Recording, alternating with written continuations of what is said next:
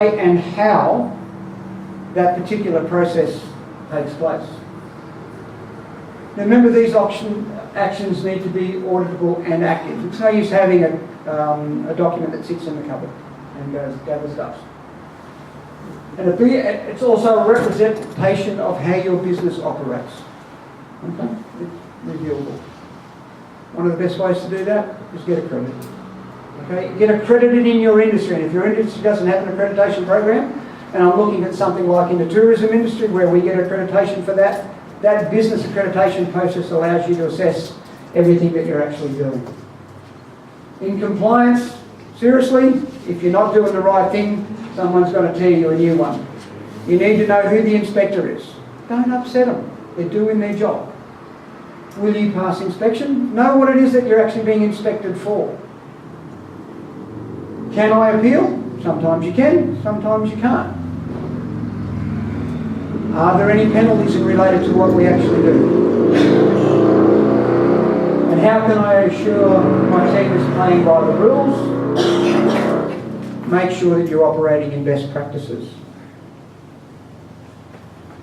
Moving quickly along, this is a way of making sure that you're actually compliant and making sure you have an audit and review process and the records that you keep. They're pretty self-evident. If you haven't got those, your business is struggling. Make sure your performance records are in place. Keep the essential data you need to make the right decisions. Make sure you have a staff evaluation, because it's important that your staff continually do the right thing, and if you have any changes in procedures and protocols, your staff need to be educated. It also helps you with your livestock productivity, whether it's mating or milk output. And in that production data, it allows you to forecast and also review actual results. Record keeping is pretty well self-explanatory. If you're not keeping records, you're not keeping data. Activities, events, it is provable evidence. It allows you to make changes and increase your performance, prevent and manage operational challenges. I like this one because it can save me money. What's better than being forewarned and forearmed? Prior preparation prevents piss poor performance. It also protects you from prosecution because I have the documentation. And it also helps you to map trends and to plan for them. Now importantly, you get to this stage, what am I going to do next? This is all about being prepared for the next step. What is my exit strategy? How do I accumulate my asset value? What do I do? In which direction do I go? So, over the previous slides, we've worked towards this point. And that point is the end game. What is our end game? So, our end game relates to industry memberships. We are a member of a network. It's provable. We have procedures manuals. This is what we do and how we actually do it. We have permits and registrations that actually build our business base. We have licenses to do what we actually do.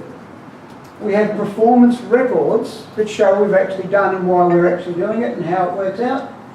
We've got an asset value of our plant and equipment. Part of our plant and equipment is our livestock value. All of the above are valued and transportable in your business. Build your business for an end game. Know what your goals are. Ensure that you have in place these things before you begin. It's no use going, oh, now what am I going to do? Have them in place before you get there.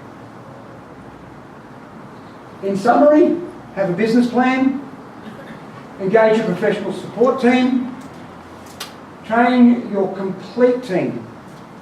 Feed suppliers, veterinary suppliers, your bookkeeper, your marketing people, and your staff. Be aware of operational requirements. Okay, I must do this, I don't need to do that. Keep good records, be compliant, act with integrity and professionalism. And, believe it or not, you'll avoid unpleasant surprises.